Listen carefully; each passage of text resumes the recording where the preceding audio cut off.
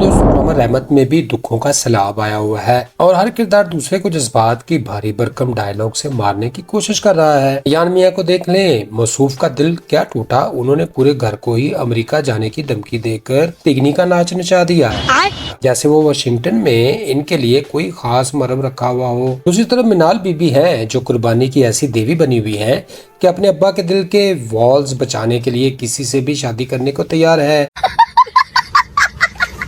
چاہے بعد میں خود رو رو کر دریا ہی کیوں نہ بہا ڈالے۔ دوستو ڈرامے میں سازشوں کا تڑکا لگانے والی رومسا تو جیسے پی ایچ ڈی ہولڈر ہے جس کا واحد مقصد علیزہ کی زندگی کو جہنم بنانا ہے،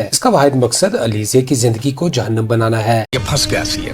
بیچاری علیزہ کبھی فون ڈھونڈنے میں مگن ہے تو کبھی گھنٹے بھر میں شاہی ضیافت تیار کرنے کے موزے دکھا رہی ہے۔ دوسری طرف باری بھائی کا اپنا ہی لیول ہے، وہ کبھی کافی بنا رہے ہیں تو کبھی اچانک ہی شادی کی آفرز دے رہے ہیں۔ مقصد یہ ہے کہ ڈرامہ کم اور ہسپتال کا کارڈک وارڈ زیادہ لگ رہا ہے، جہاں ہر کوئی اپنی باری کا انتظار کر رہا ہے اور ناظرین بیچارے یہ سوچ رہے ہیں کہ آخر ان سب کی خوشیاں کس رحمت کے انتظار میں رکی ہوئی ہیں۔ دوستو ڈرامہ رحمت کی آنے والی ایپیسوڈز میں کہانی مزید جذباتی، پیچیدہ اور خاندانی تنازعات کا شکار ہوتی ہوئی نظر آتی ہے، جس میں سب سے بڑا موڑ منال اور راحیل کی شادی کی صورت میں سامنے آ سکتا ہے۔ عین ممکن ہے کہ منال اپنے باپ کی خاطر شادی کی بندھن میں بندھ جائے، لیکن ایان کی محبت اسے ذہنی طور پر کبھی اس رشتے کو قبول نہیں کرنے دے گی، اس کی وجہ سے راحیل اور منال کی ازدواجی زندگی شروع سے ہی تلخیوں کا شکار ہو جائے گی، اور ایان جو امریکہ جانے کی ضد کر رہا ہے شاید اپنی ماں یا باپ کی اچانک بگڑتی ہوئی طبیعت کی وجہ سے اپنا فیصلہ تبدیل کر دے اور پھر گھر میں رہ کر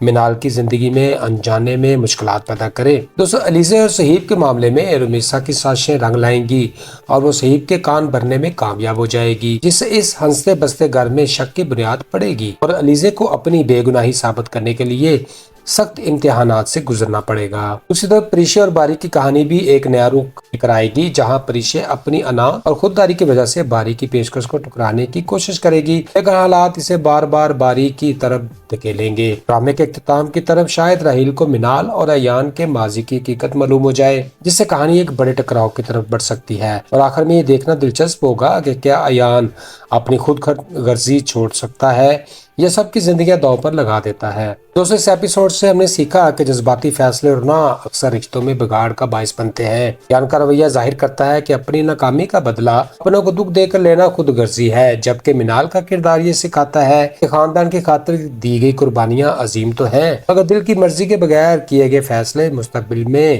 مشکلات پیدا کرتے ہیں۔